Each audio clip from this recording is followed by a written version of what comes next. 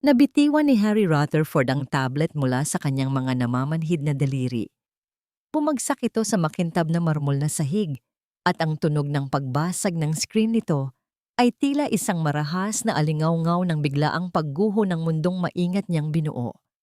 Nananatili siyang nakatitig sa hilera ng mga monitor sa kanyang harapan. Ang kanyang hininga ay tila ninakaw mula sa kanyang mga baga.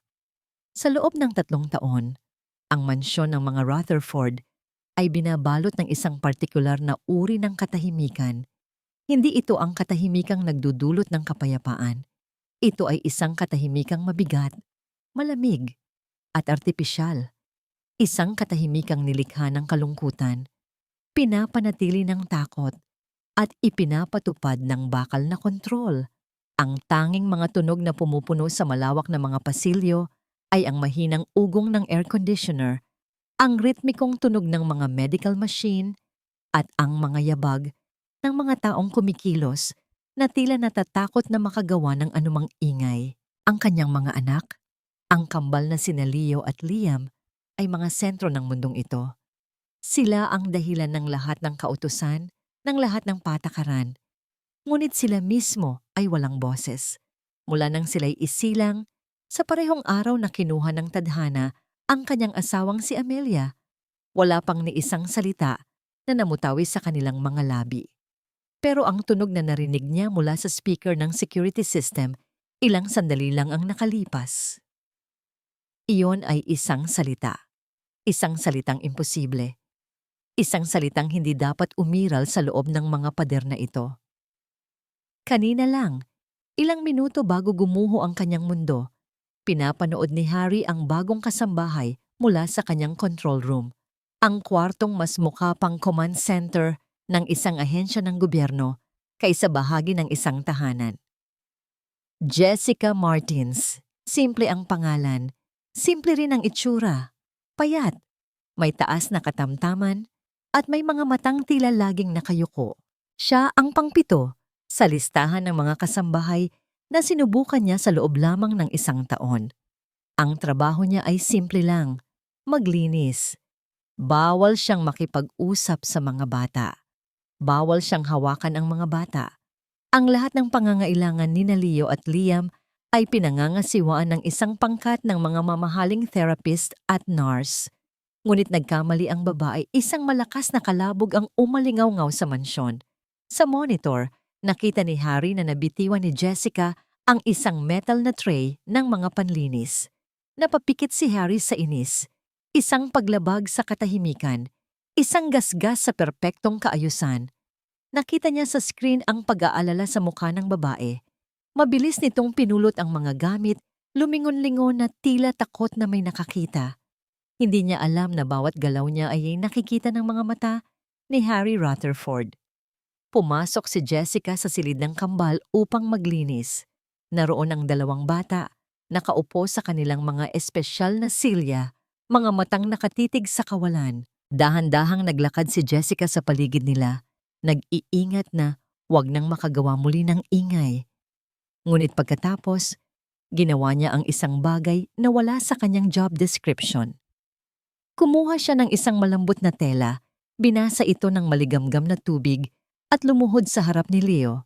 Dahan-dahan at may hindi kapani-paniwalang pagkalinga. Pinunasan niya ang kaunting laway sa gilid ng bibig ng bata. Nagsalubong ang mga kilay ni Harry. Iyon ay trabaho ng nurse. Pagkatapos, nagsimulang kumanta si Jessica. Isang himig na luma at simple. Isang oyayi.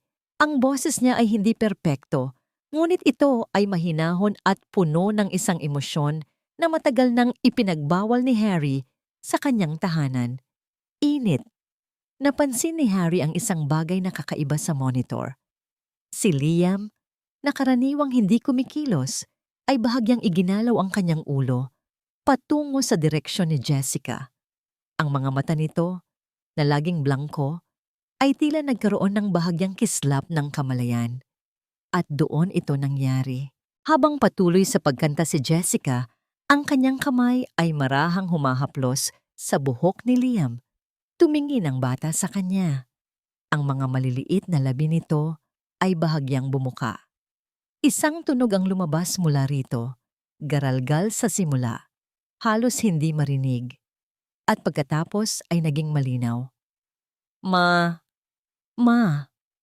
Ang salita ay tumagos sa mga speaker, dumaan sa mga tenga ni Harry, at sumaksak ng diretso sa kanyang puso na tila isang kutsilyo.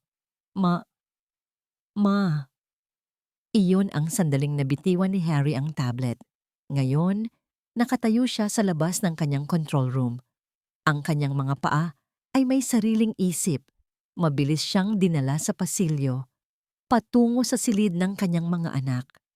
Ang bawat hakbang ay mabigat. Ang bawat pagtibok ng kanyang puso ay isang pagsabog ng pag-asa at takot. Pag-asa. Dahil sa loob ng 3 taon, ito ang himalang hinintay niya sa bawat paggising. Takot. Dahil ang himalang iyon ay hindi ibinigay ng siyensya, ng pera, o ng kanyang mahigpit na kontrol. Ito ay ibinigay ng isang estranghero. At ang unang salitang tinawag ng kanyang anak ay hindi para sa kanya. Huminto siya sa tapat ng pintuan. Ang kamay niya ay nanginginig habang inaabot ang malamig na doorknob na gawa sa tanso. Mula sa loob, naririnig niya ang mahinang boses ni Jessica na nagsasalita sa paraang hindi niya kailanman narinig mula sa sinuman sa kanyang mga empleyado. Puno ng lambing, puno ng pagmamahal. Dapat ba niyang buksan ang pinto at harapin ang bagong katotohanan ito na sumisira sa lahat ng kanyang pinaniniwalaan? O dapat ba niyang isara ang kanyang puso, paalisin ang babae, at ibalik ang ligtas, pamilyar, at nakakamatay na katahimikan? Huminga siya ng malalim at mahigpit na hinawakan ang doorknob. Napatigil sa paghinga si Jessica. Ang salitang iyon, Mama, ay hindi lamang isang tunog.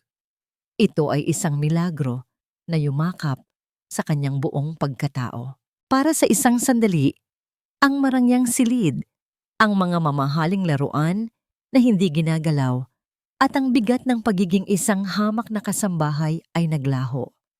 Ang tanging nakikita niya ay ang mga mata ni Liam. Mga matang sa unang pagkakataon ay may ningning ng buhay. Automatikong gumalaw ang kanyang mga kamay.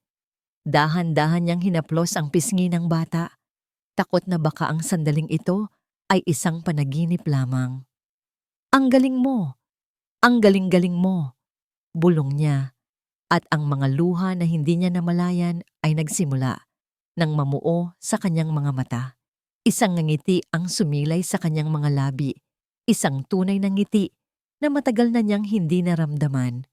Sa isang iglap, dinala siya nito pabalik sa isang alaala. Isang maliit na kamay na mahigpit na nakakapit sa kanyang daliri. Isang matamis na tawa na dati musika sa kanyang pandinig. Isang pamilyar na kirot ang biglang kumirot sa kanyang dibdib. Ngunit agad itong napalitan ng kaligayahan para sa batang nasa harapan niya. Ngunit ang sagradong sandaling iyon ay biglang winasak. Bumukas ang pinto ng malakas. Ang tunog nito ay tila isang kulog na yumanig sa buong silid. Nakatayo roon si Harry Rutherford. Hindi siya ang amo na nakita ni Jessica kanina. Isang lalaking may malamig na aura, ngunit kontrolado. Ang lalaking nasa harapan niya ngayon ay tila isang bagyo. Ang kanyang dibdib ay mabilis na tumataas baba. Ang kanyang mga mata ay nag-aapoy sa isang emosyong hindi maintindihan ni Jessica. Ito ay pinaghalong gulat, galit at takot. Anong ginawa mo sa kanila? Ang tanong ay binitiwan ni Harry na tila isang latigo. Malamig, matalas, puno ng akusasyon. Napatayo si Jessica ng tuwid. Ang kanyang mga kamay ay agad na bumalik sa kanyang tagiliran. Ang init ng kaligayahan ay biglang napalitan ng nagyayelong takot. Sir? Wawala po, sir. Nautal niyang sagot. Naglakad si Harry palapit. Ang bawat hakbang ay tila nagpapabigat sa hangin sa loob ng silid. Huminto siya sa pagitan ng dalawang bata.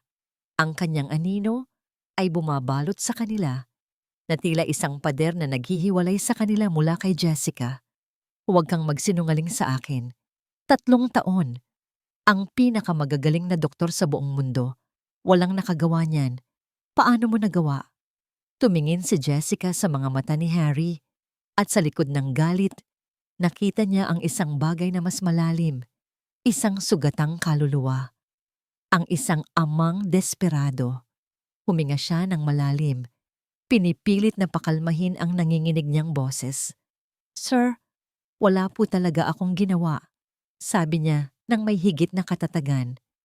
"Hindi ko po sila tinatrato na parang pasyente. Kinantahan ko lang po sila. Kinausap ko po sila na parang mga bata." Ang simpleng katotohanan yon ay tila isang sampal kay Harry. Natigilan ito. Ang kanyang mga mata ay lumipat mula kay Jessica patungo sa kanyang mga anak. At sa sandaling iyon, isa pang milagro ang nangyari. Si Leo, ang kambal na mas tahimik, ay dahan-dahang lumingon kay Jessica. At sa kauna-unahang pagkakataon, isang bahagyang kurbada ang nabuo sa kanyang mga labi.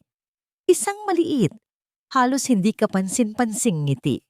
Nakita yon ni Harry. Nakita ni Jessica na nakita niya iyon.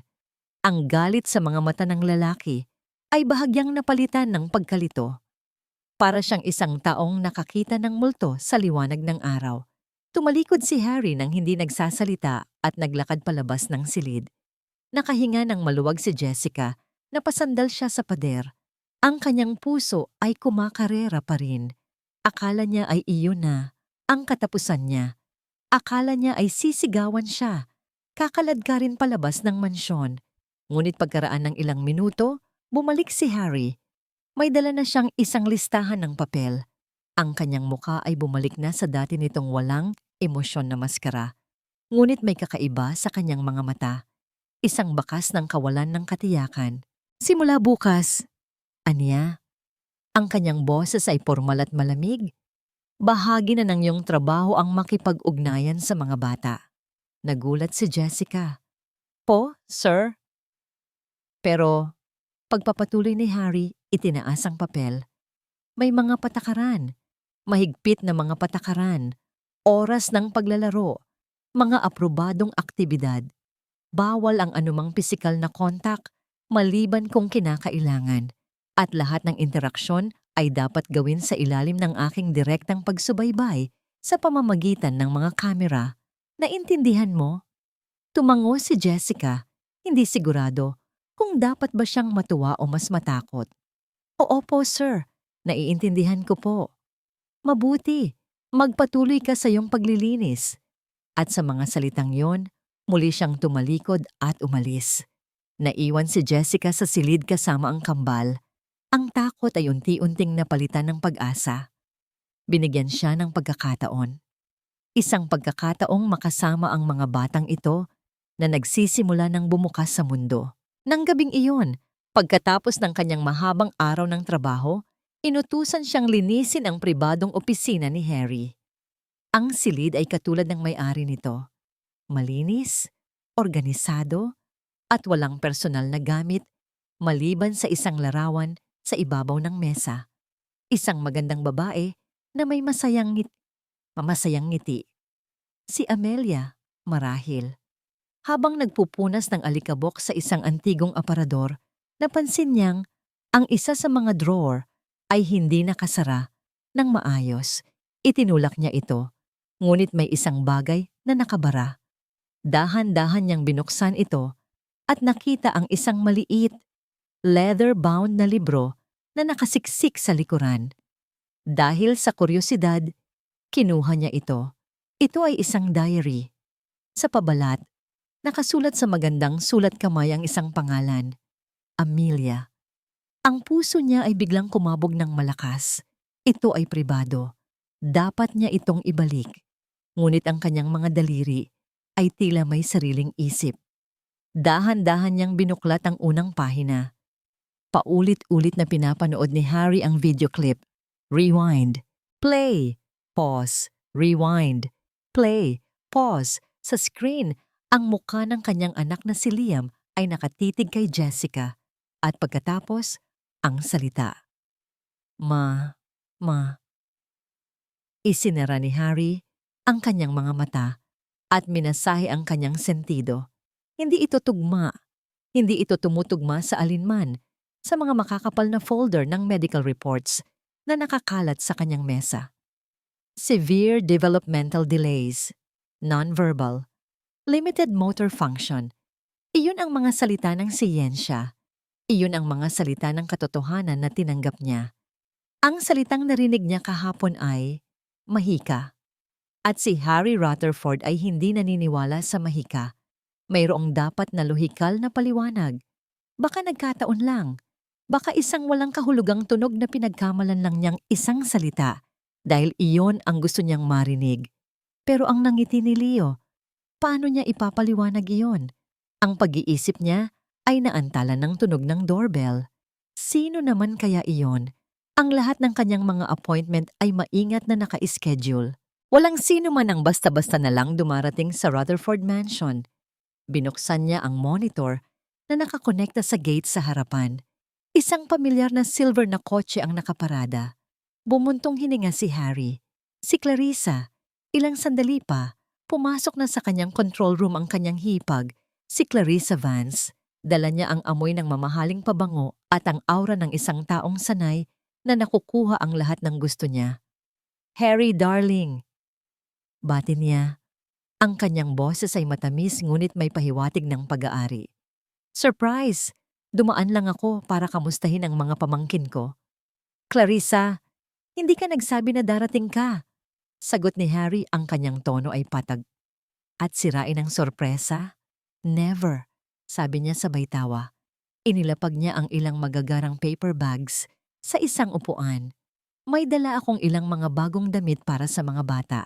European brands. Siyempre, gusto kong siguraduhin na ang mga anghel ko ay laging mukhang presentable. Ang mga salitang yon ay tila isang patutsada. Tumingin si Clarissa sa mga monitor.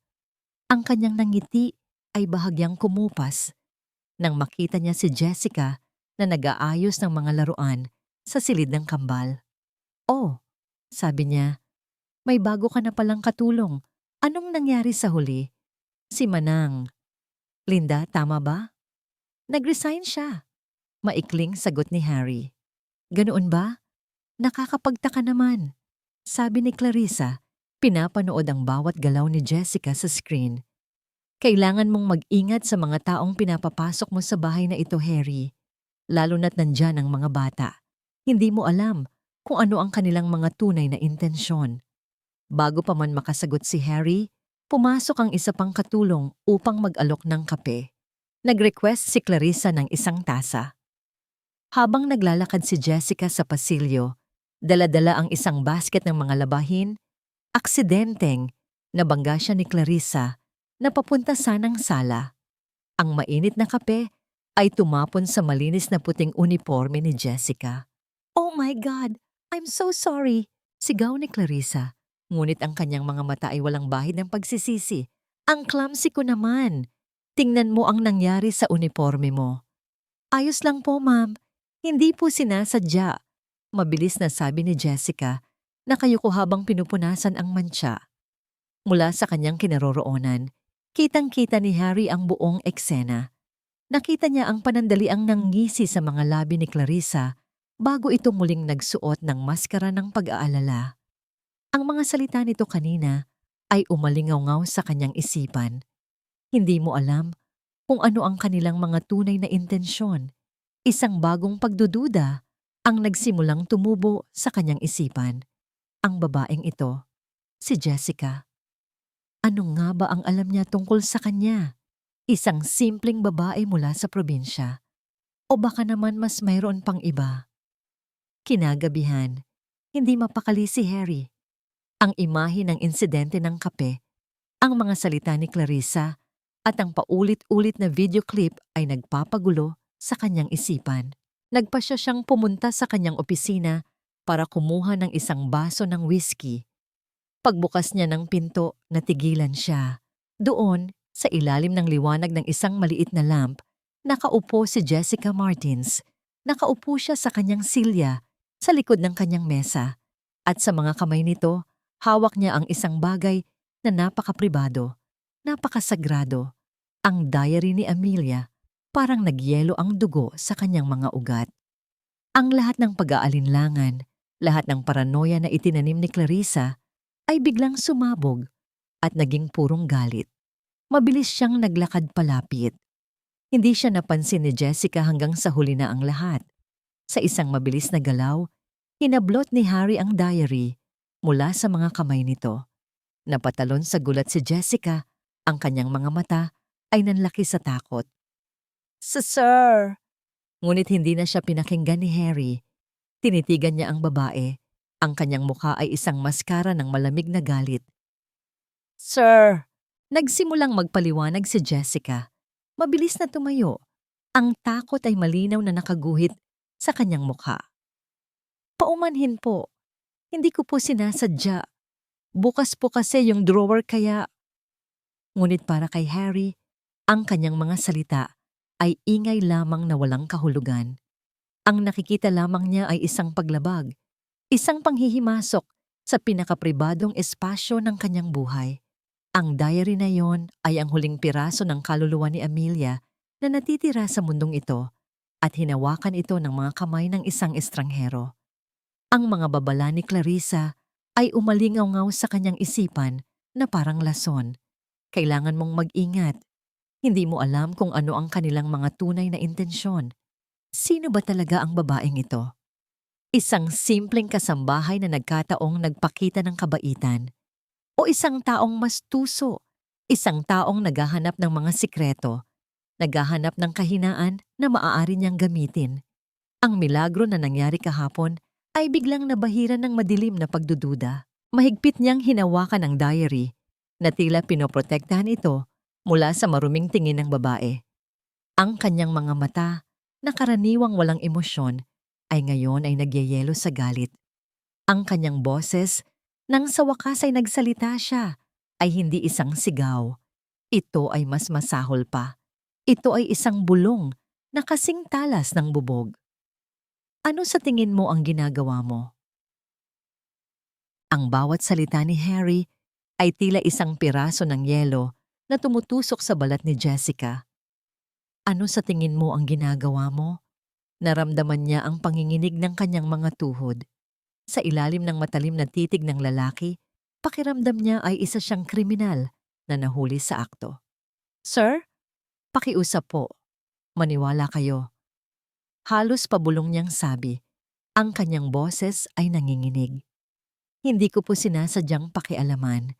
Nakita ko lang po na hindi maisara ang drawer at nang sinubukan kong ayusin, nakita ko po yung diary. Ibabalik ko po sana sa inyo. Ang kanyang mga paliwanag ay tila hangin lamang na dumadaan sa tenga ni Harry. Ang mukha nito ay nanatiling isang blangkong pader. Ang pagtitiwalang nagsimulang mamuo sa pagitan nila kahapon ay gumuho at naging abo. Nakita na niya ang ekspresyong ito noon, ang ekspresyon ng isang taong nagpasya na hindi ka karapat-dapat pagkatiwalaan, anuman ang iyong sabihin. Pack your things, malamig na utos ni Harry. Umalis ka na. Ngayon din, 2 salita. Umalis ka. Parang gumuho ang mundo ni Jessica, hindi dahil sa trabaho, kundi dahil sa mga bata. Iiwan niya sina Leo at Liam kung kailan nagsisimula pa lang silang magpakita ng pagbabago. Ang sakit ay mas matindi pa kaysa sa kahihiyan. Tumango siya, hindi na magawang magsalita. Pinigilan niya ang mga luhang nagbabadyang tumulo. Yumuko siya at nagsimulang maglakad palabas ng opisina. Bawat hakbang ay parang may pabigat na 1,000 kilo. Ngunit bago pa man niya marating ang pinto, isang kakaibang tunog ang pumunit sa katahimikan mula sa intercom na nakakonekta sa silid ng mga bata. Isang tunog na garalgal na sinundan ng mahinang pag-iyak. Pareho silang natigilan ni Harry. Isang sigaw ang sumunod. Sigaw ni Clarissa. Harry! Harry, bilisan mo! Ang isa sa mga bata. Nawala ang lahat ng kulay sa mukha ni Harry. Sa isang iglap, binitiwan niya ang diary sa mesa at tumakbo palabas ng silid. Sumunod si Jessica. Ang kanyang sariling takot ay napalitan ng isang mas malakas na instinct. Pagdating nila sa silid, ang tanawin ay purong kaguluhan. Si Leo ay nanginginig sa kanyang silya. Ang kanyang maliliit na braso at binti ay naninigas at kumukuyog. Ang kanyang mga mata ay nakatingala at bula ang lumalabas sa kanyang bibig. Anong nangyayari? Gawin ninyo ang isang bagay! Hysterical na sigaw ni Clarissa, nakatayo sa isang sulok, takot na lumapit. Si Harry ay natigilan. Ang kanyang mukha ay isang maskara ng purong takot. Ang kanyang kontrol, ang kanyang kaayusan ay walang silbi sa harap ng ganitong sitwasyon. Ngunit si Jessica ay hindi natigilan. Isang madilim na alaala ang bumalik sa kanya. Isang ibang silid, isang ibang bata. Ang sakit ng nakaraan ay naging lakas niya ngayon. Mabilis siyang kumilos. Sir, ilayo niyo po ang silya sa pader. Utos niya kay Harry. Ang kanyang boses ay kalmado at may awtoridad. Ma'am Clarissa, pakitawagan po ang doktor. Ngayon na. Nagulat si Harry sa biglaang pag-uutos ni Jessica, ngunit sumunod siya. Itinulak niya ang silya palayo sa anumang bagay na maaaring makasakit sa bata. Lumuhod si Jessica sa tabi ni Leo. Sa halip na pigilan ng panginginig, na alam niyang mas makakasama, dahan-dahan niyang inihiga ang bata sa sahig na may carpet. Itinagilid ang katawan nito. Maingat niyang sinigurado na walang nakabara sa kanyang daanan ng hangin. Shh, Leo! Andito lang ako. May nahon niyang bulong ang. Ang kanyang kamay ay marahang nakapatong sa likod ng bata. Matatapos din to. Ligtas ka! Pinanood ni Harry ang lahat. Pinanood niya kung paano ang babaeng inakusahan niya ng pagnanakaw ng kanyang mga alaala ay siya ngayong nagliligtas sa buhay ng kanyang anak. Ang kaalamang taglay ni Jessica ay hindi galing sa libro. Ito ay galing sa karanasan. Isang bagay na nakikita sa kanyang bawat kilos. Habang si Clarissa ay hysterical na nakikipag-usap sa telepono at siya naman ay paralisado sa takot, si Jessica ang tanging nasa kontrol.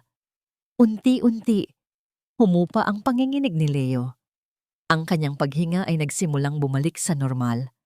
Ang mga mata niya ay dahan-dahang pumikit. Ang kanyang maliit na katawan ay pagod na pagod. Nang dumating ang doktor makalipas ang ilang minuto, si Leo ay mahimbing nang natutulog. Ang kanyang ulo ay nakapatong sa isang unan na maingat na inilagay ni Jessica sa ilalim nito. Pagkatapos ng pagsusuri, kinausap ng doktor si Harry sa labas ng silid. It was a febrile seizure, Harry. Medyo tumaas ang lagnat niya. The quick response was crucial. Whoever did that, sabi ng doktor, tumango sa direksyon ni Jessica na tahimik na nag-aayos sa loob. Prevented any serious complications. She knew exactly what to do. Naiwan si Harry na nakatayo sa pasilyo. Ang mga salita ng doktor ay umuugong sa kanyang tainga. Tiningnan niya si Clarissa na ngayon ay nagpapahid ng kanyang makeup habang nagrereklamo tungkol sa nerbiyos na kanyang naramdaman. Pagkatapos ay tiningnan niya si Jessica na ngayon ay marahang binabalutan ng kumot si Leo. Ang kanyang mga galaw ay puno ng pag-aalaga. Ang pagdududa at galit sa kanyang puso ay nagsimulang matunaw at napalitan ito ng isang damdaming hindi niya naramdaman sa loob ng mahabang panahon. Kahihiyan. Pumasok siya muli sa silid. Si Jessica, nang makita siya, ay agad na yumuko at nagsimulang lumabas. Paumanhin po, sir. Aalis na po ako. Hintay, sabi ni Harry. Ang kanyang boses ay mas mahina na ngayon. Huminto si Jessica ngunit hindi lumingon. Naglakad si Harry patungo sa mesa kung saan niya ibinagsak ang diary. Kinuha niya ito. Sa pagkakataong ito, hindi na may galit, kundi may pag-iingat. Lumapit siya kay Jessica.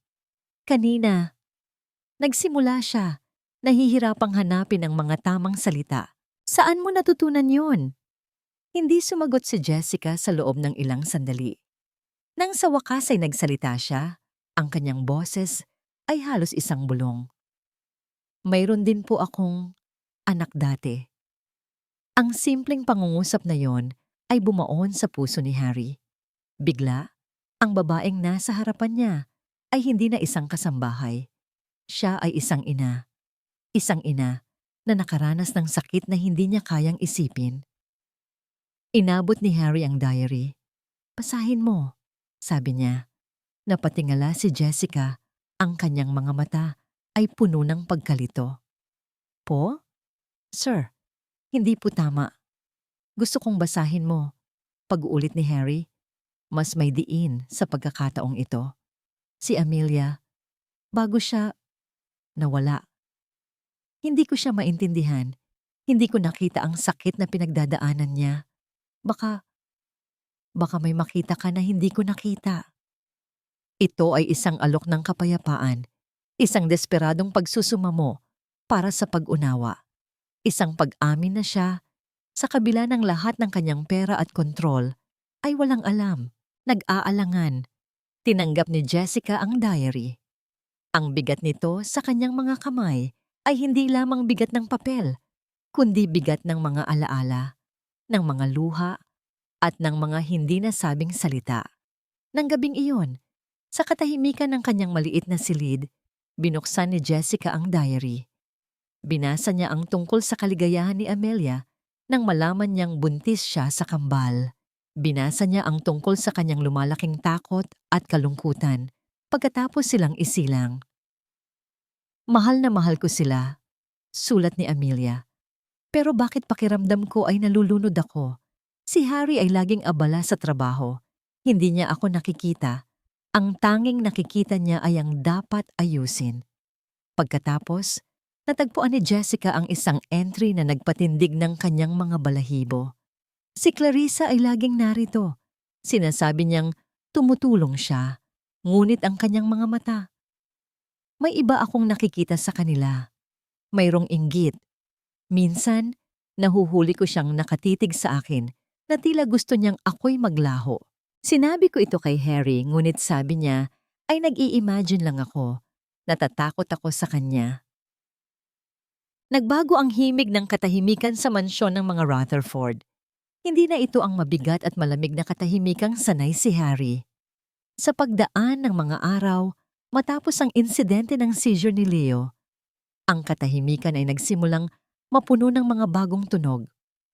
Ang mahinang himig ng uyayi ni Jessica, ang paminsan-minsang halakhak niya habang kinikiliti ang mga paa ni Liam, at ang mga tunog ng mga laruang sa wakas ay ginagamit na. Mula sa kanyang control room, natagpuan ni Harry ang kanyang sarili na hindi na nagmamasid para sa mga pagkakamali, kundi para sa mga maliliit na milagro. Nakita niya kung paano lumingon si Leo kapag narinig ang boses ni Jessica. Nakita niya kung paano sinubukang iangat ni Liam ang kamay nito tuwing hinahaplosan siya sa buhok. Ang babaeng dati isang anino lamang sa gilid ng kanyang paningin ay unti-unti nang nagiging sentro. Nagsimula siyang lumabas sa kanyang lungga. Sa halip na manood sa mga monitor, bumababa na siya at umuupo sa isang sulok ng silid ng mga bata. Tahimik na nagmamasid. Natututo siya. Natututo siyang ang pagiging isang ama ay hindi tungkol sa pagbibigay ng mga utos sa mga therapist, kundi sa pag-alam kung aling laruan ang nagpapangiti sa iyong anak. Isang gabi, habang mahimbing nang natutulog ang kambal, sabay silang kumilos ni Jessica upang ayusin ang kumot ni Leo.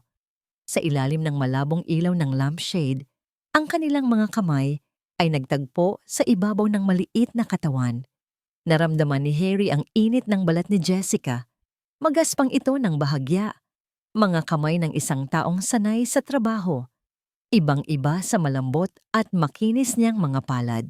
Ngunit mayroon itong init. Isang tunay na init na tila dumaloy sa kanyang buong braso. Isang kuryente. Agad nilang binawi ang kanilang mga kamay. Nagtama ang kanilang mga mata sa loob ng isang segundo. Isang segundong puno ng hindi sinasadyang intimasya at pagkailang. Si Jessica ang unang yumuko. Namumula ang mga pisngi. Ngunit nakita ni Harry. Nakita niya ang kislap sa mga mata nito. Ang marupok na sandaling iyon ay biniyak ng pagdating ni Clarissa.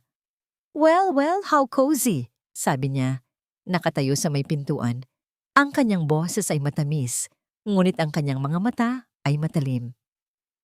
"Clarissa," sabi ni Harry, bahagyang napaatras mula sa kama ng bata. "Dinadalaw ko lang ang mga anghel ko bago ako umuwi," sabi niya. Lumapit at hinalikan ng noo ng natutulog na kambal. Pagkatapos ay bumaling siya kay Harry.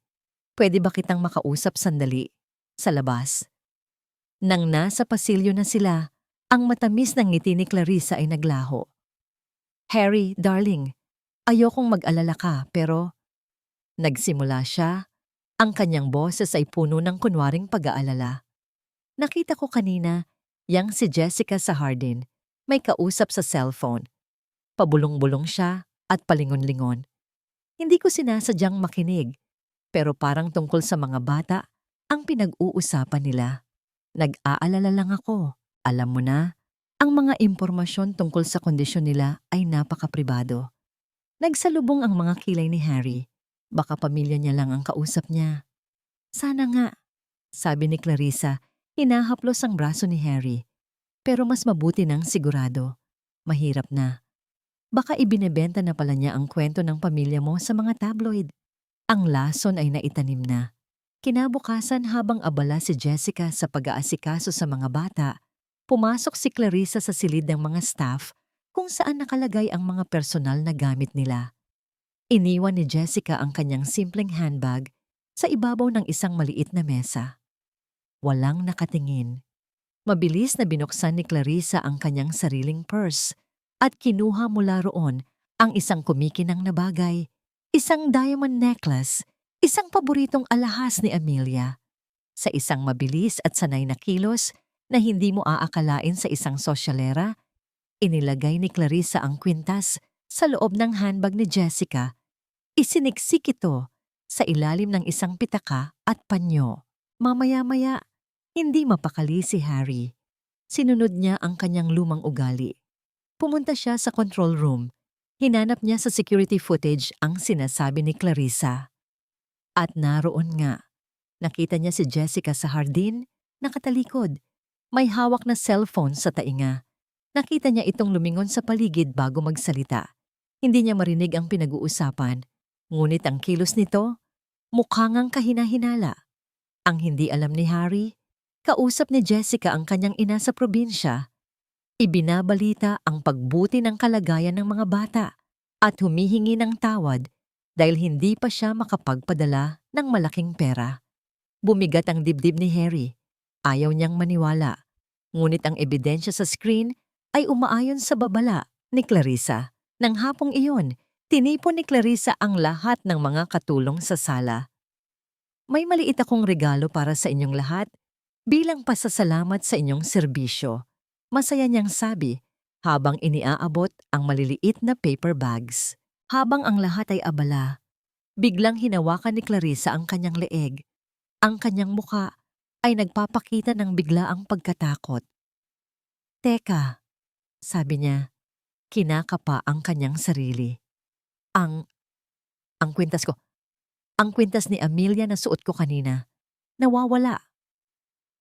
Napanood ng lahat habang nagpapanik siya, hinahalughog ang kanyang bag. "Hindi! Hindi pwede! Yun na lang ang alaala ko sa kanya," umiiyak niyang sabi. Tumingin siya sa paligid. Ang kanyang mga mata ay puno ng paghihinala. "Nandito lang yon kanina. Imposibleng mawala. Siguradong may kumuha." Tumingin siya kay Harry. Ang kanyang mga mata ay puno ng luha. "Harry, pakiusap. Napakahalaga sa akin niyon. Kailangan nating hanapin. Kahit na kailangan nating tingnan ang mga gamit ng lahat." Naramdaman ni Jessica ang paglamig ng hangin sa buong silid. Tingnan ang mga gamit ng lahat. Ang mga salitang yon ni Clarissa ay tila isang hatol. Lahat ng mga katulong ay nagkatinginan. Ang kanilang mga mukha ay puno ng hiya at kaunting takot. Ngunit walang sino man ang tumutol. Ano nga ba ang magagawa nila? "Of course, that's absurd," sabi ni Harry. Ang kanyang boses ay mahigpit. Ngunit merong pag-aalinlangan sa kanyang mga mata habang nakatingin siya kay Clarissa. "Hindi magnanakaw ang mga tauhan ko." "Ganoon ba talaga, Harry?" Malumanay na tanong ni Clarissa, pinupunasan ng isang pekeng luha. Kahit ang mga bago? Ang mga hindi mo palubusang kilala? Ang kanyang tingin ay bahagyang dumaplis kay Jessica. Iyon lang ang kinailangan. Ang tingin na yon na sinamahan ng kahina-hinalang video sa isipan ni Harry ay sapat na. Sige, sabi ni Harry. Ang kanyang boses ay mabigat. Para matapos na ito, simulan natin. Isa-isang inilabas ng mga katulong ang laman ng kanilang mga bag sa ibabaw ng isang malaking mesa. Walang nakita. Habang papalapit ang tono ni Jessica, nagsimulang kumabog ng malakas ang kanyang dibdib. Hindi dahil sa takot na may makikita, kundi dahil sa kahihiyan, nakakababa ng pagkatao. Miss Martins, ikaw na, sabi ng head of security na inutusan ni Harry na pangasiwaan ang paghahanap. Nanginginig ang mga kamay ni Jessica habang kinukuha ang kanyang handbag. Ang simpleng bag na yon na naglalaman lamang ng kanyang pitaka, isang lumang cellphone at ilang personal na gamit ay biglang naging napakabigat. Dahan-dahan niyang inilabas ang mga laman nito. Pitaka, panyo, suklay, isang maliit na bote ng alcohol, at pagkatapos, isang bagay na kumikinang. Kasabay ng paglabas ng kanyang pitaka, isang diamond necklace ang gumulong palabas at huminto sa makintab na ibabaw ng mesa. Ang katahimikan sa silid ay nakakabingi. Ang kinang ng kwintas ay tila sumisigaw ng kanyang pagkakasala. Ayan! Sigaw ni Clarissa. Itinuturo ang kwintas na parang isang ahas. Iyan nga. Sinasabi ko na nga ba? Tumingin si Jessica sa kwintas at pagkatapos ay sa mga mukha sa paligid niya. Nakita niya ang gulat sa mukha ng ibang mga katulong. Nakita niya ang tagumpay sa mga mata ni Clarissa at pagkatapos ay tumingin siya kay Harry.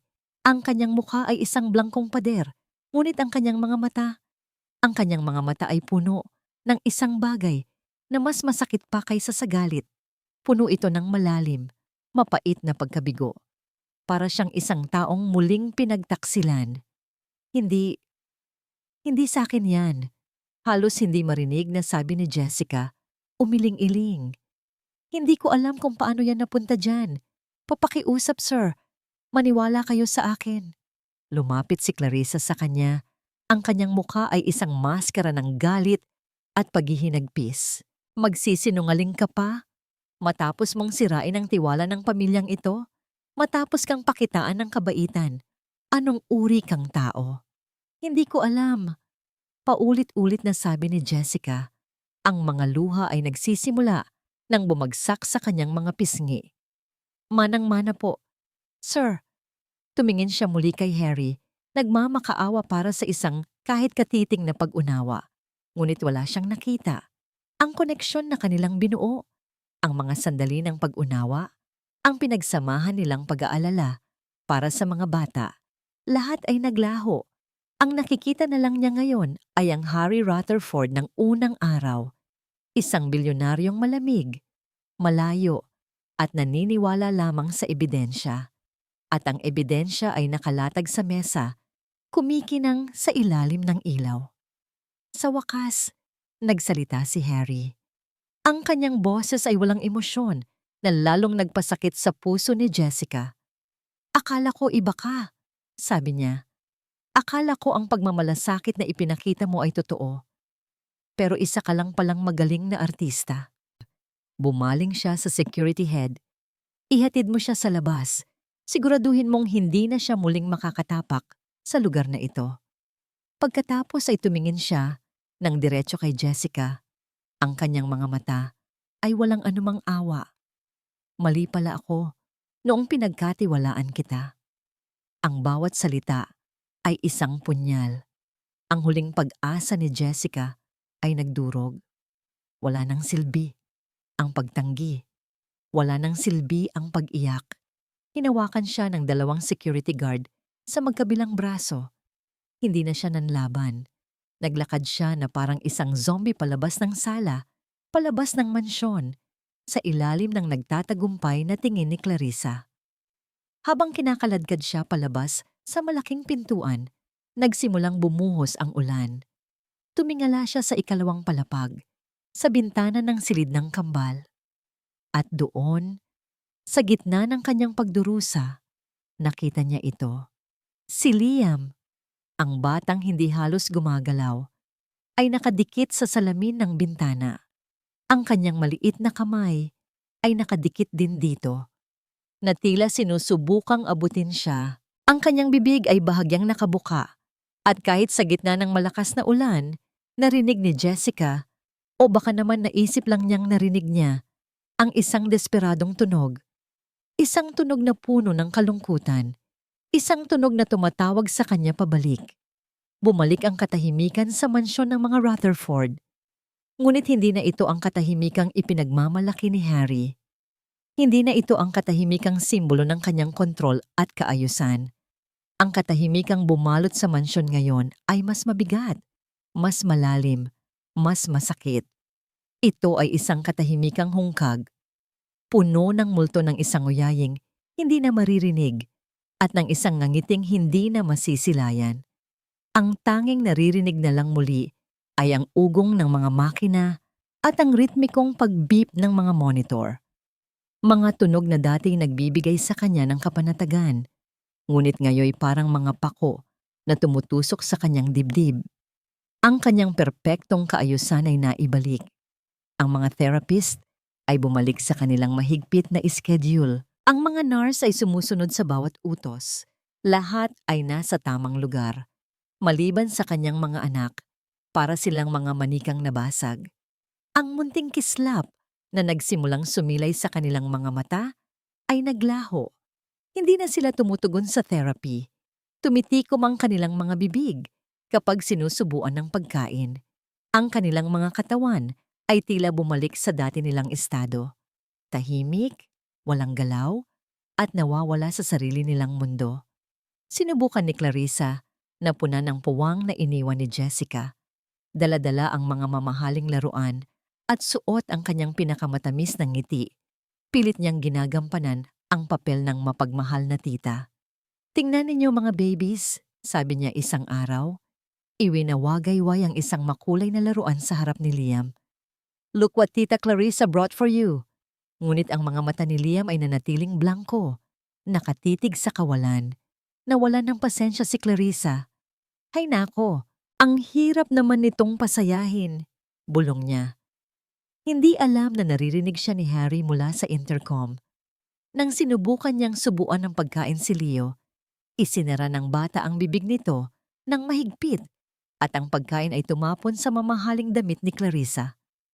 "Argh! You stupid kid!" Sigaw niya sa inis bago niya napagtantong bukas ang pinto. Agad siyang ngumiti nang pilit nang makita si Harry na nakatayo roon. "Oh, Harry, naglalaro lang kami. Ang kulit-kulit talaga nitong si Leo." Pero nakita ni Harry ang lahat. Nakita niya ang inis, ang kawalan ng pasensya, ang pagkukunwari. Ang init at natural na pagkalinga ni Jessica ay isang malayong alaala na lang. Pagkaraan ng isang linggo, dumating ang doktor para sa lingguhang check-up. Ang kanyang mukha ay seryoso habang ipinapakita niya kay Harry ang mga chart. "Harry, I'm concerned. Bumababa ang timbang nila. Ang kanilang vital signs ay stable pero parang walang gana. Walang medical na paliwanag para dito. It's as if..." Nag-alinlangan ng doktor. As if they've lost the will to respond. Lost the will. Nawalan ng gana. Ang mga salitang iyon ay tumama kay Harry na parang isang malakas na suntok sa sikmura. Pinalayas niya ang babaeng nagbigay sa kanila ng gana. Pinalayas niya ang kanilang milagro. Nang gabing iyon, hindi mapakali si Harry. Pumasok siya sa kanyang control room, ang lugar na dati niyang kanlungan. Ngayon, para itong isang kulungan na puno ng mga paalala ng kanyang kabiguan. Binuksan niya ang system at hinanap ang mga nakasave na video file mula sa mga nakaraang linggo. Pinindot niya ang play. Ang screen ay nabuhay. Naroon si Jessica, nakaupo sa sahig, kinakantahan ng kambal. Naroon ang nangiti ni Leo, Naroon ang pagtatangkang gumalaw ni Liam.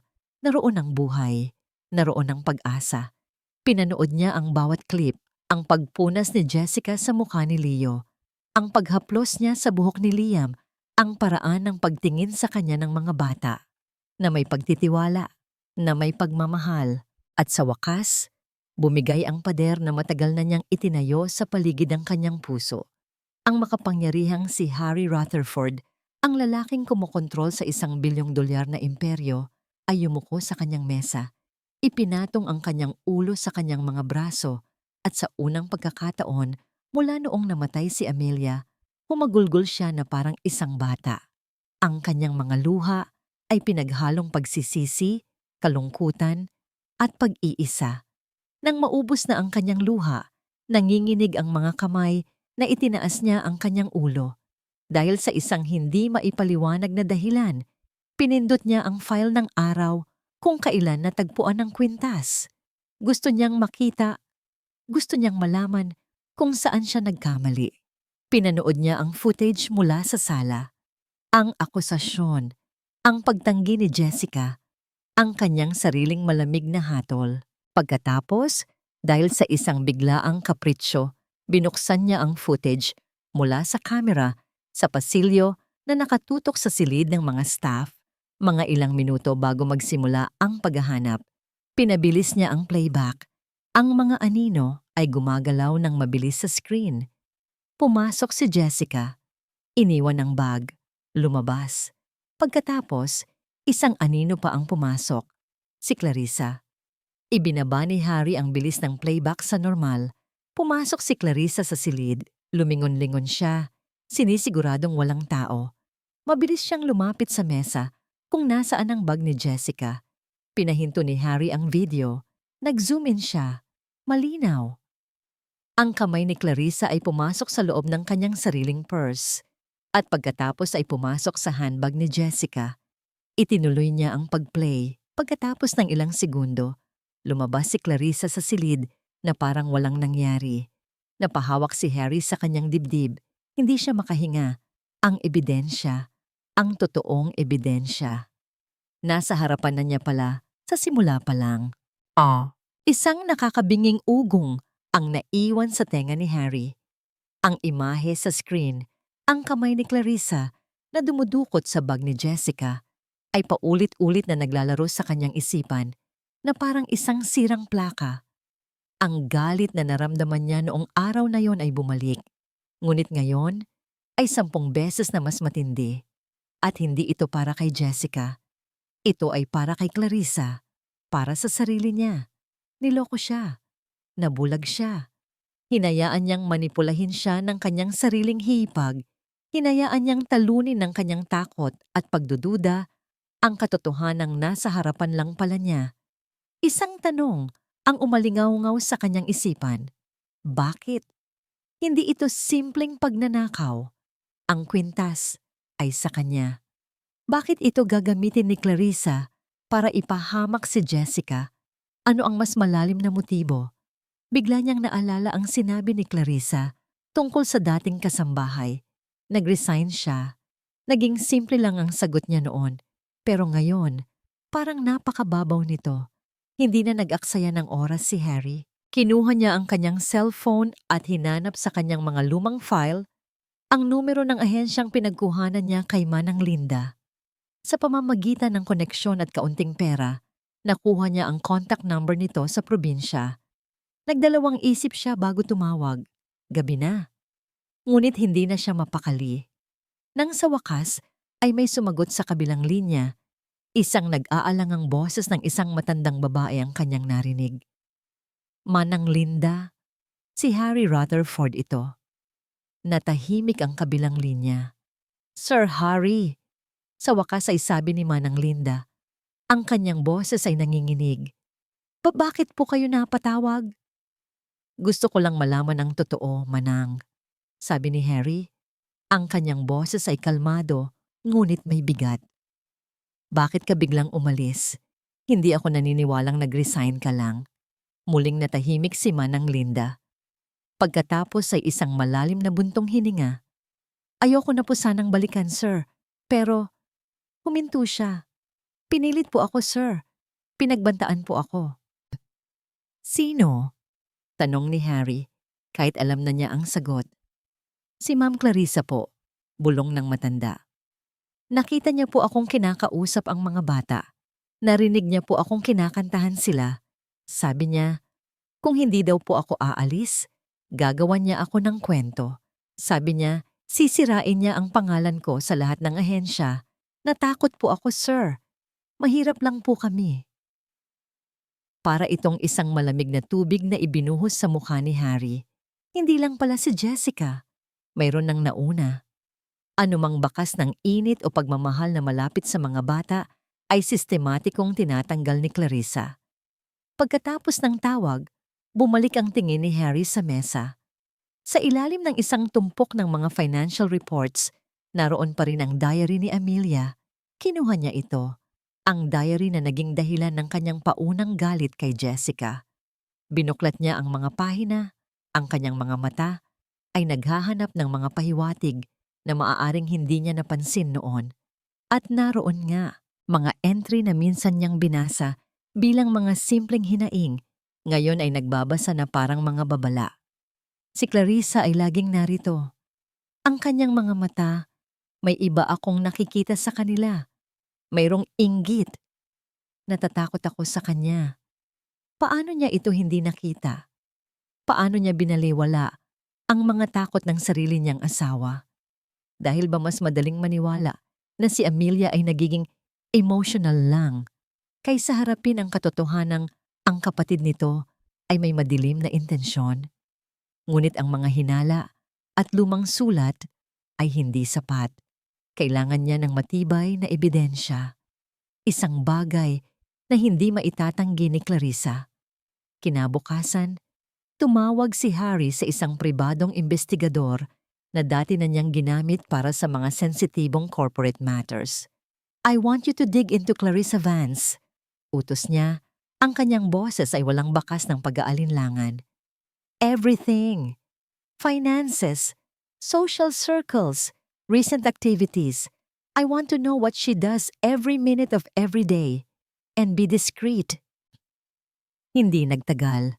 Nagsimulang dumating ang mga impormasyon. Ang mga unang report ay nagpapakita ng isang lifestyle na mas malaki kaysa sa kanyang kinikita.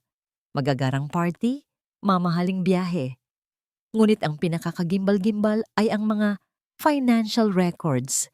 Si Clarissa ay baon sa utang, malalaking utang sa kasino at mga private lender. Ito na ang motibo, pera. Kung mapapangasawa niya si Harry, o kahit man lang makontrol ang isang bahagi ng yaman ng mga Rutherford, malulutas ang lahat ng kanyang problema. Isang hapon, habang si Harry ay nasa gitna ng pag-aaral sa mga dokumento, isang email ang dumating mula sa investigador. Ang subject, urgent, video attachment. Binuksan niya ito. Ito ay isang video na kuha mula sa isang hidden camera sa isang madilim na eskinita sa likod ng isang high-end pawn shop. Sa video, nakatayo si Clarissa. Ang kanyang karaniwang elegante at sosyal na postura ay napalitan ng kaba. May kausap siyang isang lalaking may kaduda-dudang itsura. Pagkatapos ay inabot ni Clarissa ang isang bagay sa lalaki. Isang bagay na kumikinang sa ilalim ng madilim na ilaw. Nag-zoom in ang camera at doon, malinaw na malinaw, nakita ni Harry ang alahas, ang diamond necklace, ang kwintas ni Amelia. Inabot ng lalaki kay Clarissa ang isang makapal na sobre ng pera. Kinuha ito ni Clarissa at mabilis na umalis. Ang video ay nagpatuloy sa loob ng ilang segundo, ngunit si Harry ay hindi na kumikilos. Nakatitig lang siya sa screen, ang kanyang mga kamay ay nakakuyom ng napakahigpit na namumuti na ang kanyang mga buko. Lahat ng piraso ay nagkabit-kabit na. Ang paninira kay Jessica, ang pagpapaalis kay Manang Linda, ang mga utang, ang pagbebenta ng kwintas, ang lahat ay bahagi ng isang masalimuot at desperadong plano. Ang kanyang kalungkutan ay unti-unting napalitan ng isang malamig at matigas na determinasyon. Tapos na ang laro ni Clarissa. Kinuha ni Harry ang kanyang cellphone. Oras na para maghanda ng entablado. Oras na para sa huling pagkukunwari. Naglakad si Clarissa Vance sa pasilyo ng Rutherford Corp na tila isang reyna. Ang bawat hakbang niya sa mamahaling Italian leather shoes ay isang deklarasyon ng tagumpay. Ang bawat ngiti na ibinibigay niya sa mga empleyadong bumabati sa kanya ay puno ng kumpiyansa. Sa wakas, nangyari na. Pagkatapos ng linggo ng paghihintay, pagkatapos ng maingat na pagpapakita niya ng pag-aalala sa mga bata, tumawag si Harry. Ang boses nito sa telepono ay pagod at tila sumusuko na. Sinabi nitong kailangan niya ng tulong sa pamamahala ng Family Trust Fund, lalo na ang bahagi na para sa mga bata. Bingo! Ito na yon. Ang pag-amin ng pagkatalo. Ang pagsuko ng isang lalaking sa wakas ay napagtanto na hindi niya kayang mag-isa. Napagtanto niyang kailangan niya siya. Ang pagpapaalis kay Jessica ay isang napakatalinong hakbang. Ang babaeng iyon ay isang peste, isang maliit na sagabal na nagbigay ng pekeng pag-asa kay Harry. Ngayong wala na siya, bumalik na sa dati ang lahat. Bumalik na sa pagiging desperado si Harry. At sa desperasyon, sa kanya ito kakapit. Ngumiti siya sa kanyang sarili. Pagkatapos ng pulong na ito, kasama ang mga abogado, unti-unti na niyang makukuha ang lahat. Ang kontrol sa pera, ang impluwensya kay Harry, at sa huli, ang posisyon na dapat ay sa kanya sa simula pa lang. Ang posisyon na inagaw ng kapatid niyang si Amelia. Pumasok siya sa boardroom. Naroon si Harry, nakatayo sa tabi ng bintana, nakatalikod sa kanya. Ang mga abogado ay nakaupo na sa paligid ng malaking mahogany na mesa. Harry, darling, bati niya. Ang kanyang boses ay malambing. I'm here. Humarap si Harry nang marinig ang boses ni Clarissa. Pinilit niyang maging normal ang kanyang ekspresyon. Itinago ang kumukulong galit sa ilalim ng isang manipis na layer ng pagod at pagsuko. Ang kanyang acting performance ay kailangang maging perpekto. Clarissa, salamat sa pagdating mo, sabi niya. Maupo ka. Umupo si Clarissa sa tapat niya. Ang kanyang mukha ay nagliliwanag sa tagumpay. Ang paraan ng pagtingin nito sa kanya ay tila isang mandaragit na tinitingnan ng kanyang bihag. Nakakadiri. As I mentioned, nagsimula si Harry habang ang mga abogado ay naglalabas ng mga dokumento. I've decided to give you a more active role in managing the twins' assets. It's a huge responsibility. Of course, Harry, gagawin ko ang lahat para sa mga pamangkin ko, sabi ni Clarissa, hinahawakan ng kanyang dibdib na parang isang santa. You know I love them like my own. Liar. Ngumiti si Harry, isang nangiting hindi umabot sa kanyang mga mata. I know. In fact, I've prepared a short presentation just to give the board a visual overview of some recent transactions related to the estate. Mayroong isang malaking flat-screen monitor sa pader ng boardroom. Kinuha ni Harry ang isang maliit na remote control.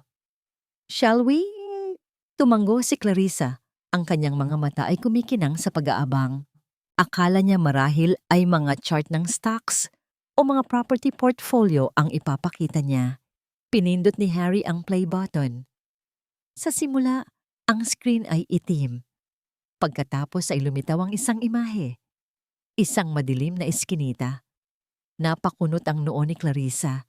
Harry, anong hindi na niya natapos ang kanyang sasabihin ay lumitaw siya sa screen. Ang kanyang sarili, nakikipag-usap sa isang lalaking mukhang kriminal. Narinig ang isang kolektibong paghinga mula sa mga abogado. Naramdaman ni Clarissa ang panlalamig ng kanyang mga kamay. Ano to? Anong kalokohan to, Harry? Hindi siya pinansin ni Harry. Patuloy na nagplay ang video. Nakita ng lahat sa silid ang pag-abot niya ng isang bagay na kumikinang. Nag-zoom in ang camera, ang diamond necklace ni Amelia. Kasunod noon, ang pag-abot ng sobre ng pera. Photoshop! Gawa-gawa lang yan. Sigaw ni Clarissa biglang tumayo. Ang kanyang mukha ay namumutla. How dare you? Bakit mo ginagawa sa akin to? Maupo ka, Clarissa. Mahinahon ngunit may bakal na utos sa boses ni Harry. Hindi pa tayo tapos. Naglabas siya ng isa pang folder. Ito ay isang sworn statement mula kay Manang Linda. Sinasabi dito na pinagbantaan mo siya para lang umalis siya sa trabaho. Binuksan niya ang isa pa. At ito, ang diary ni Amelia. Puno ito ng kanyang mga isinulat tungkol sa takot niya sa'yo, sa inggit mo. Hindi! Nagsisinungaling silang lahat. Pasigaw na sabi ni Clarissa. Ang kanyang boses ay nagiging hysterical. That pathetic old woman. At si Amelia? Laging si Amelia. Palagi na lang siyang bida. Kahit patay na siya, siya pa rin ang pinaniniwalaan mo. At doon, sa gitna ng kanyang galit, bumigay ang kanyang pagkukunwari. Ang maskara ay tuluyang nahulog. Oo, ako nga ang gumawa. Umamin siya. Ang kanyang mga mata ay nag-aapoy sa galit at hinanakit. Ako ang nagpaalis sa matandang yon. Ako ang naglagay ng kwintas sa bag ng basurerang yon. Dapat lang sa kanya yon. Sino siya para pumasok dito at kunin ang dapat ay sa akin? Tumingin siya kay Harry. Ang kanyang mukha ay puno ng pait. Ako dapat ang nasa tabi mo, Harry. Hindi si Amelia. Ako ang mas nagmamahal sa'yo. Pero palagi mo lang siyang nakikita. Kaya oo, ginawa ko ang lahat para makuha ang nararapat sa akin. At gagawin ko ulit. Ang kanyang pag-amin ay umalingaw-ngaw sa nakakabinging katahimikan ng silid. Ang mga abogado ay nakatingin sa kanya na may halong gulat at pagkasuklam. Kalmadong pinindot ni Harry ang isang buton sa ilalim ng mesa. Ilang sandali lang, bumukas ang pinto at pumasok ang dalawang security guard ng gusali. Clarissa Vance, sabi ni Harry. Ang kanyang boses ay malamig at pinal. You are trespassing on private property. Please escort this woman out of the building and make sure she never sets foot in any of my properties ever again. Hindi mo pwedeng gawin sa akin to, Harry. Nagwawalang sigaw ni Clarissa habang kinakaladkad siya ng mga guard. Ako ang pamilya mo. Ako. Isinara ang pinto at muling bumalik ang katahimikan. Naiwan si Harry na nakatayo mag-isa sa malaking silid. Ang mga abogado ay tahimik na umalis, nag-iwan sa kanya ng privacy. Ang tagumpay ay hindi matamis. Ito ay mapait at nakakapagod.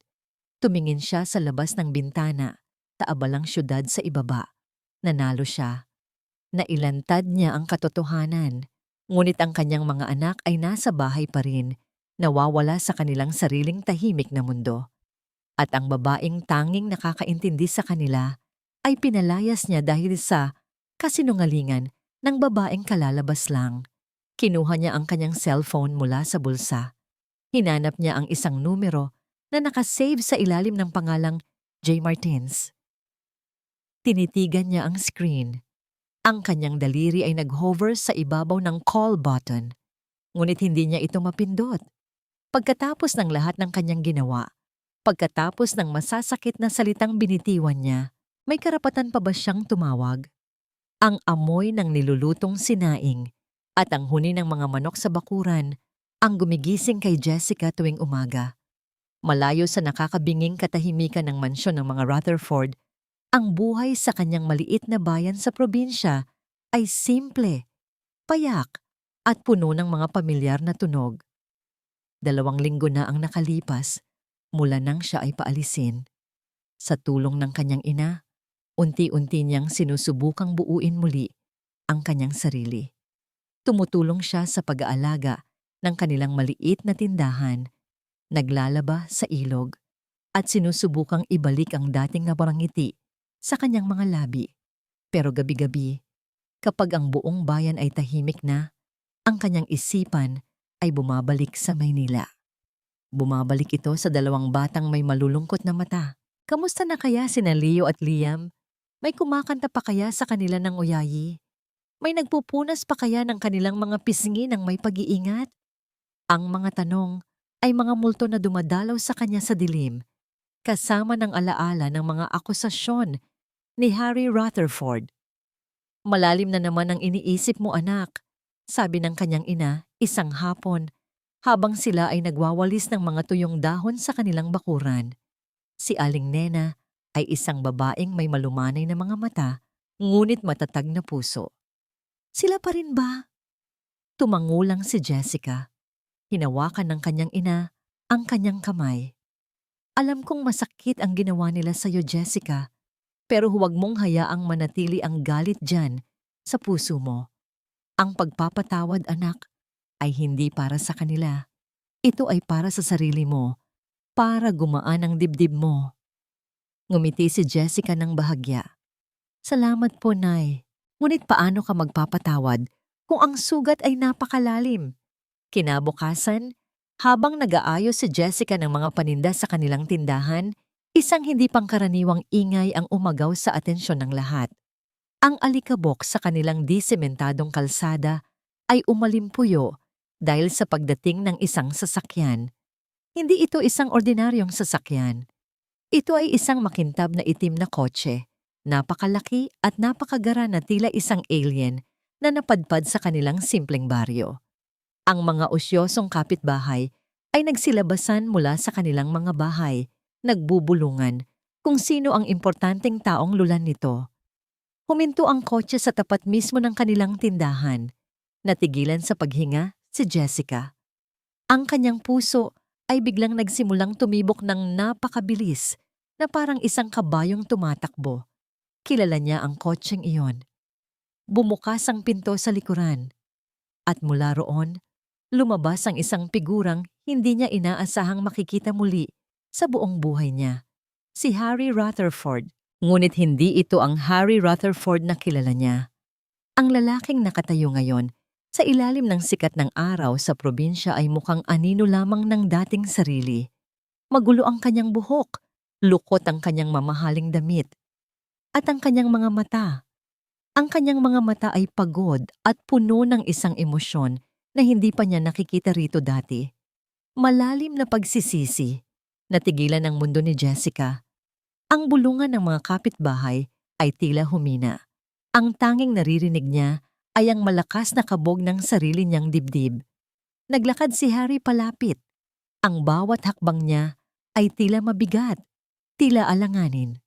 Huminto siya, ilang talampakan mula sa kinaroroonan ni Jessica. Hindi siya nagsalita.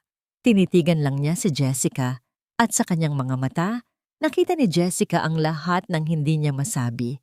Ang kahihiyan, ang panghihinayang, ang desperasyon, ang katahimikan sa pagitan nila ay puno ng bigat ng mga akusasyon, ng mga luha at ng nasirang tiwala. Si Jessica ang unang nakabawi ng boses.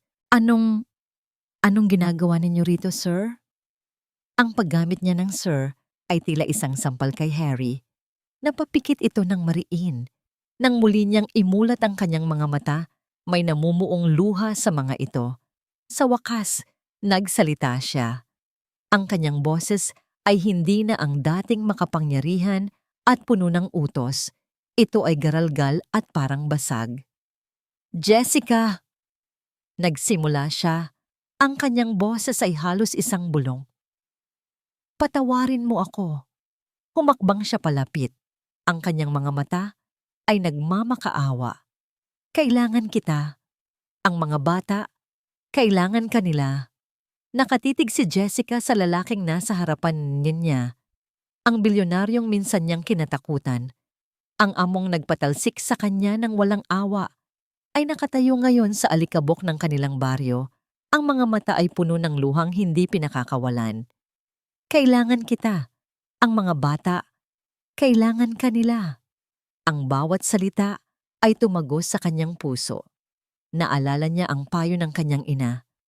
Ang pagpapatawad ay para sa sarili mo. Naalala niya ang mga mukha ni Leo at Liam. Ang nangiti. Ang unang salita. Hindi na tungkol kay Harry Rutherford ang desisyong ito. Hindi na rin tungkol sa kanyang nasaktang pride. Tungkol ito sa dalawang batang inosente na nasa gitna ng lahat ng ito. Huminga siya ng malalim. Tumingin siya sa kanyang ina na tahimik na nakamasid mula sa loob ng tindahan at nakita niya ang isang bahagyang pagtango. Iyon na ang hudyat na kailangan niya. Sige po, sabi ni Jessica. Ang kanyang boses ay mahina, ngunit matatag. Babalik po ako para sa mga bata. POV, Harry Rutherford. Ang dalawang salitang iyon, sige po, ay ang pinakamagandang musikang narinig ni Harry sa buong buhay niya.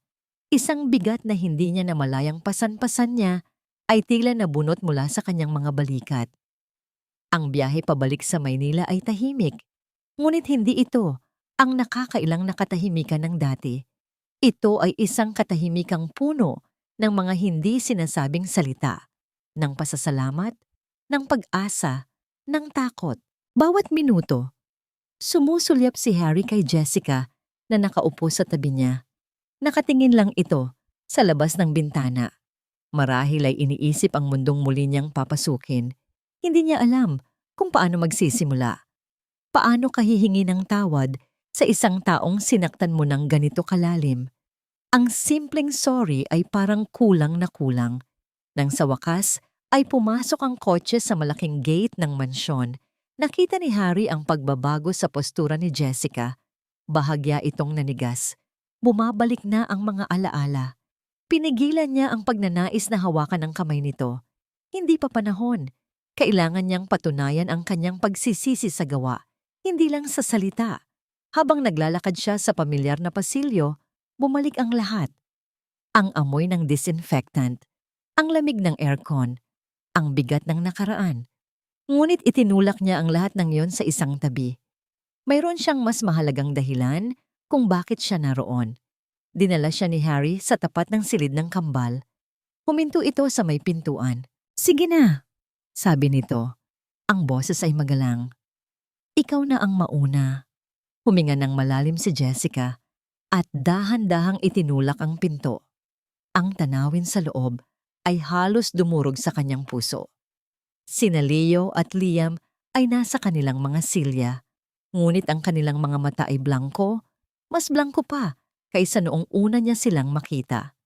Para silang mga bulaklak na nalanta, ngunit nang pumasok ang kanyang anino sa silid, may nagbago. Si Liam, na nakatingin sa sahig, ay dahan-dahang nag-angat ng ulo. Ang kanyang mga mata ay nanlaki. Isang munting tunog ang kumawala sa kanyang lalamunan. Isang tunog ng pagkilala. Kasunod nito, si Leo, na laging mas tahimik, ay lumingon. At sa unang pagkakataon, sa loob ng maraming linggo, isang emosyon ang dumaan sa kanyang mukha. Hindi na naghintay si Jessica. Mabilis siyang lumuhod sa pagitan ng dalawang silya. Leo, Liam! Bulong niya, ang kanyang boses ay nababasag na. Nandito na ako. Bumalik na ako para sa inyo. Iniabot niya ang kanyang mga kamay at sa isang kilos na hindi pa niya kailanman nagawa noon, iniangat ni Liam ang kanyang maliit na braso na tila sinusubukang abutin siya. Hindi na napigilan ni Jessica ang kanyang mga luha. Niyakap niya si Liam ng mahigpit ngunit maingat at pagkatapos ay si Leo. Ang kanyang mga luha ay nabasa sa kanilang mga buhok. Naramdaman niya ang panginginig ng maliliit nilang katawan at narinig niya ang mahihinang hikbi. Umiiyak din sila. Tatlo silang magkakayakap sa gitna ng silid. Isang isla ng emosyon sa isang dagat ng katahimikan. Nakatayo si Harry sa may pintuan, isang tahimik na saksi sa lahat. Ang tanawing nasa harapan niya ay kapwa maganda at masakit. Maganda dahil sa wakas, nakikita niyang muli ang buhay sa kanyang mga anak. Masakit dahil napagtanto niyang ang eksenang ito, ang eksena ng isang ina na kayakap ang kanyang mga anak, ay isang bagay na hindi niya kailanman naibigay. Hindi niya nakikita ang isang kasambahay at ang kanyang mga amo. Ang nakikita niya ay isang pamilya. At siya ay isang tagalabas na nakasilip lamang. Nang sa wakas, ay kumala si Jessica sa pagkakayakap. Lumingon ito sa kanya. Ang mga mata nito ay pula sa pag-iyak, ngunit mayroon ding bagong lakas doon. Pumasok si Harry sa silid. Lumuhod siya para maging kapantay nila.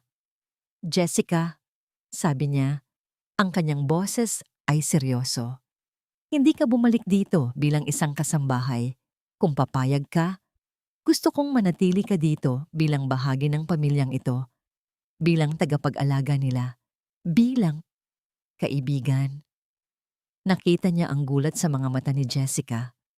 Pagkaraan ng ilang sandali, sinubukan ng nurse na subuan si Leo ng kanyang hapunan, ngunit muli itong tumanggi. Ako na, sabi ni Harry, isang desisyong bigla niyang ginawa. Kinuha niya ang mangkok at kutsara. Ito ang unang pagkakataon na gagawin niya ito. Umupo siya sa harap ni Leo, alanganin, hindi alam kung paano magsisimula. Dahan-dahan lang po, sir. Mahinang sabi ni Jessica mula sa kanyang tabi. Kausapin niyo po siya. Tumingin si Harry sa kanyang anak. Leo, anak, kain ka na, please. Sabi niya, ang kanyang boses ay nanginginig. Isinara ni Leo ang kanyang bibig. Subukan niyo pong kantahin yung kanta ko, bulong ni Jessica. Nag-alinlangan si Harry, ngunit tiningnan niya ang nag-aalalang mukha ni Jessica at ang blangkong mukha ng kanyang anak. Wala nang natitirang pride sa kanya. Kahit sintonado at mahina, sinimulan niyang kantahin ang oyayi na narinig niya mula kay Jessica. Dahan-dahan, dahan-dahan, bumukas ang bibig ni Leo at tinanggap nito ang kutsara. Nang gabing iyon, pagkatapos matulog ng mga bata, nakita ni Harry si Jessica na nakaupo sa may hardin, nakatingin sa mga bituin. Tahimik siya niyang lumapit at umupo sa tabi nito. Sa loob ng ilang minuto, walang nagsalita. Pagkatapos, iniabot ni Harry ang kanyang kamay at dahan-dahang hinawakan ang kamay ni Jessica. Nagulat ito, ngunit hindi niya ito binawi. Jessica, sabi ni Harry, nakatingin sa kanilang mga magkahawak na kamay. Mapapatawad mo, Jessica, sabi ni Harry, nakatingin sa kanilang mga magkahawak na kamay. Mapapatawad mo ba ang isang tangang tulad ko? Tumingin si Jessica sa kanya. Ang liwanag ng buwan ay nagbigay ng malambot na kislap sa kanyang mga mata. Wala nang bakas ng takot doon. Ang nakita ni Harry ay pag-unawa at isang bagay na mas malalim pa. Lahat po tayo ay nagkakamali, Sir Harry, sagot niya. Ang mahalaga po ay kung paano natin ito itinatama. Sa kauna-unahang pagkakataon, isang tunay na ngiti ang sumilay sa mga labi ni Harry Rutherford. Isang nanungngiti ng pasasalamat at ng bagong simula.